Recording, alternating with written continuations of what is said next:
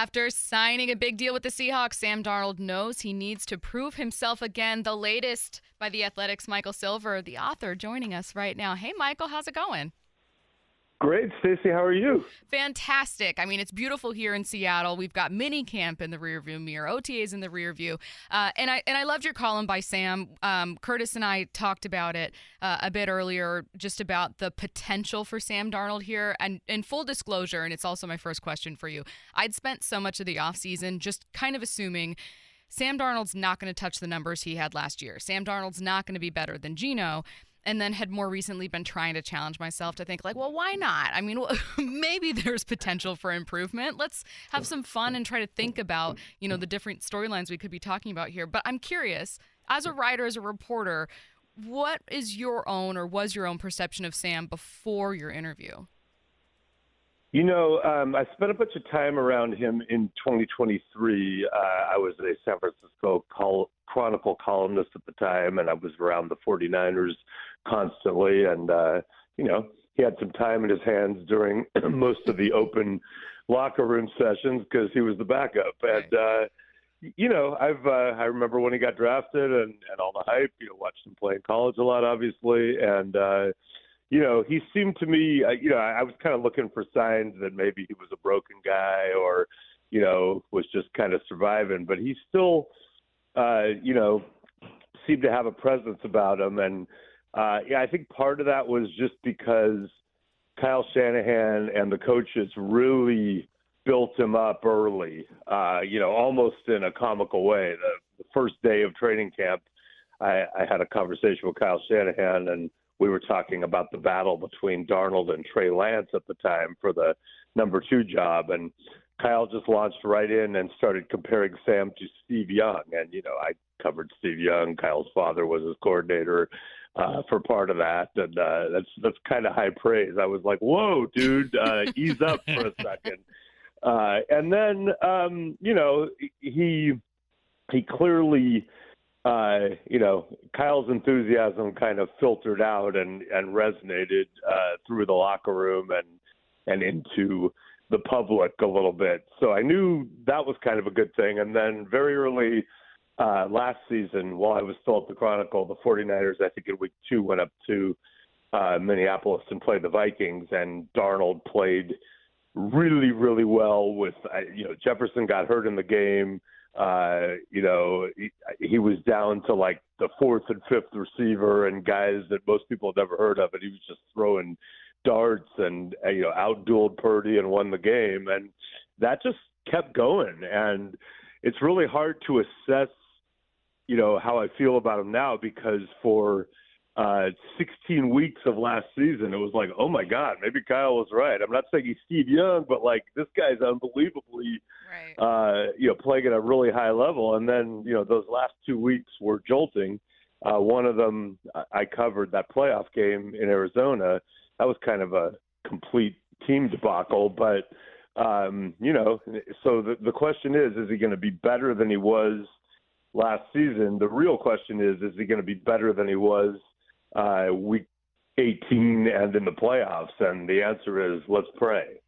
Yeah, Mike, you mentioned, and you got Sam to speak on those final 2 games of the 2024 season. He was very candid about his performance against the Lions and against the Rams. And we're often told, don't fall victim to a small sample size. It's just 2 games last year, but it was also 2 games that meant the most to the Vikings season. So what do we or how big of an impact do you think those 2 games had on the market for Darnold, maybe the Vikings' decision to move on from him, and also kind of where he landed in Seattle? Because to me, it kind of felt like, wow, the league really turned on him quickly after those 2 performances. Yeah, and, probably because of those 2 performances and because of what had preceded last season where, everybody with the Jets and the Panthers and all of that. But, I do think it affected it. If you would have asked me in late December last year, what are the Vikings going to do with Darnold? I would have been like, well, they're at least going to franchise him and then figure it out. Maybe pay him, maybe trade him, maybe, trade McCarthy, something. But it ended, and then all of a sudden Kevin O'Connell was like, he's earned the right to test the market. And I'm like, well, most NFL coaches and GMs would not use that terminology when it comes to their right to employ the franchise tag. They'd be like, we've earned the right to control him. But and that is a reflection, and Kevin O'Connell really, cares about Sam Darnold. And I know in his conversations with John Schneider, he was very, very upbeat about Sam and excited that Sam could get to a good place. But, it's kind of wrapped up in the fact that they drafted McCarthy so high. That's a franchise that has been looking for a homegrown franchise quarterback for so long. They liked McCarthy early, then the season was a washout. They're kind of built to win now. So it was kind of a weird thing. I believe the Vikings ultimately decided we think we can keep Daniel Jones as a hedge, and maybe he'll be this year's Darnold if JJ isn't ready or isn't good enough. And that didn't work out for them, not Seahawks fans' problem. So, but they did not franchise him and control it. It sounds like they only offered him really a one-year deal, which he wasn't taking. Conventional wisdom was that the Raiders would come hard, and, we all know what happened. And, I've been told specifically Tom Brady was not into that. And whether Tom admits it or not, he has a pretty strong voice in that building, especially when it comes to quarterbacks. And then, the Pete Geno, connection and all that. But I do think if you're the Seahawks, you go, look, we have a guy who's potentially ascending, who is 26, and we're paying him appreciably less than what Geno wanted in Seattle, at least, and we got a 3. So I think if you do all that math and you go, we're probably not winning the Super Bowl this year anyway, that's probably a deal you take on paper. But, if Geno goes and lights it up in Vegas and Sam struggles, then none of what I just said will matter. See, Michael, I love you dropping in. Oh, I was told that Tom Brady, because this is one of my favorite things about having really well-connected, well-respected reporters on, is you guys have all the tea. You got all these nuggets that you drop into your columns, and that was one of the ones that I had starred. So I have 2 questions for you, neither of them specifically about Sam, one kind of related. Why do you think that Brady didn't want to sign Darnold? And also, from another part of your column, how serious was the Seahawks' interest in Aaron Rodgers? I don't know on Brady. I've known Brady for so long, and it would surprise me if he didn't have really strong opinions about every single quarterback. And, I kind of would defer to Tom. I'd love to have a conversation with him about it. I'm working on that. But, I would defer to Tom in that, I don't think we should go get that guy. But, I also would say this about Tom. He kind of had like Ben Johnson, and then wait, what's Plan B? And then it was like, we'll get Matthew Stafford. Wait, what was Plan B again? So it's great to have Plan A when you're coming in and trying to run a franchise, but as veterans like John Schneider would tell you, you kind of need to have Plan A, B, C, D, E, and assess them all against each other. And I think Tom was more like, well, of course I'll get my Plan A. Like, I'll run into Matthew Stafford skiing accidentally on purpose, and or maybe accidentally, and I'll sell him, and then I'll sell Ben Johnson when I'm, in my Fox outfit on the field before the game, and it'll all be cool. But yeah, I don't know the answer to that. As far as Rodgers, more serious than I realized before I came up there a couple of weeks ago. But, John Schneider said, that was a very, they were looking at Drew Lock and kind of wanted him back and thought of him as a potential starter. They thought about Darnold for sure. And Rodgers was the other scenario. And I think the combination of the certainty of being able to get Darnold and Drew Lock right away ultimately won out. Now, if Rodgers had gotten on the phone with John or his agent had and been like, look, Aaron Rodgers is gung-ho, wants Seahawks. That's what he wants. He's into it. Let's get this done. That might have been the way they went. But I think, the Seahawks just felt this might drag on a while. We're not sure if he's sure what he wants, and we're going to take the 2 in the hand. Mike, Klint Kubiak comes from the Shanahan coaching tree, which you're an expert on. Heck, you wrote the book on it. And so, I did. Yeah. So how much pressure is on Kubiak here in Seattle to unlock or to keep, I guess, going what Sam Darnold had going in Minnesota? Well, first of all, thank you for mentioning the Why Is Everything, a story of football, rivalry, and revolution. Father's Day just passed, but still, it's available everywhere. Never too late. There you go. Never too late. Is it too late to plug my Kurt Warner book from 2000 that got made into American Underdog 21 years later? Never too late. Never too late.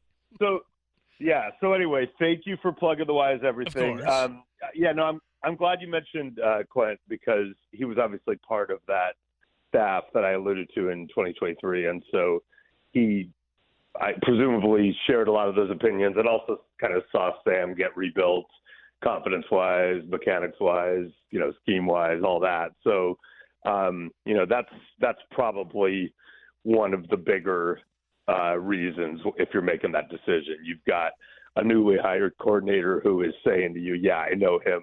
We can do this together. This will be cool.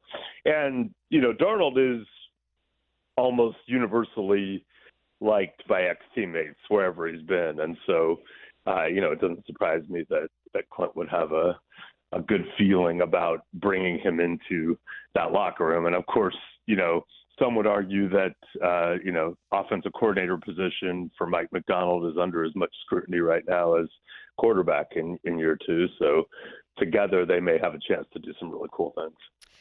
John Schneider, you spoke to him as well, and he said that he does see Sam as ascending. And then he said, well, hey, we had this experience with Geno, and that tells us that. So then I naturally went to comparing the two quarterbacks and thinking of the ways that Geno was kind of able to succeed and then wondering about Sam and whether he could do the same. And I kept coming back to the offensive line. And I know that he had a great play caller in Minnesota, obviously, and great receiving weapons and a great tight end and everything. But I just keep coming back to, it's really going to come down to that because the one lingering fear or question that I have, Michael, is that Geno might have just been better able with his own skills as quarterbacks to overcome a bad offensive line in ways that maybe Sam can't. Am I wrong there? Is that kind of how you see it? I don't know. I mean, Sam's skills are pretty high up. As a thrower of the football, it's super elite. I know Geno's a really good thrower too. He might be a little more mobile than Geno. I mean, probably at 26, he's more mobile than Geno at 34, right? So, what was the great Geno quote after the night game? I didn't write back. I ain't right back. I don't know if we'll get a moment like that, but I think you're right. John brought that up. We've seen it with Geno. We've seen a guy come here and ascend. Now, different coaching staff, obviously, but and I think you're right to look at the offensive line for sure because you look at the offensive line and you look at weapons. Offensive line wasn't able to protect him in that playoff game against the Rams, and he took, I think, 93 sacks, if I remember. Jared Verse was basically familiar with his mouthwash and all that. And so, that's not great. Now, what he said to me, he talked about the way that the Lions in that last game and the Rams defended him. He talked about on third downs, man-to-man with a robber. So right now, you guys might have to explain to me some of that because I'm not I've been around football for a long time, but I am no schematic wizard. But the upshot was that if they take away all your options and they're not spying you, instead of just saying, well, I'm going to pick the least bad option, there are plenty of chances to run where you could maybe hurt him. And he does have them. So he seemed to be inclined to maybe do that in those situations when the opportunity presents itself. So, I don't know. I just know that, I know some people at the Raiders, and this is before they drafted the running back up high, and they drafted at least a receiver, right? But at the time, their number one receiver was Jacoby Myers, who a lot of teams I think would think of as a nice piece, but maybe your 3 or, your 2. And they did have Brock Bowers, who was coming off that great rookie year, but they didn't really have a top level running back, and they didn't have other receivers that were scaring anyone. And people I was talking to with the Raiders were like, yeah, Geno without weapons, I'm not so sure how great that will be. Now he does have more weapons now, but so then you look at Sam and you go, obviously JSN, has proven he's a legit weapon. They went out and got Cooper Kupp. If Cooper Kupp is healthy, that's a beautiful thing to have. And so, you hope the running backs stay healthy and there's a running game. But yeah, that offensive line will be a big part of it. Yeah, Cooper's looked really good at camp, so there's that. Michael Silver's latest is available at New York Times, nytimes.com on your Athletic app. Go check it out. Great quotes in there. Speaking of Cooper, from Cooper Kupp, from John Schneider, of course, from Sam Darnold. Thanks, Michael. Thanks, Mike. Thanks, you guys. I'll hopefully see you on a beautiful late summer or autumn day. We'd love that. Take care.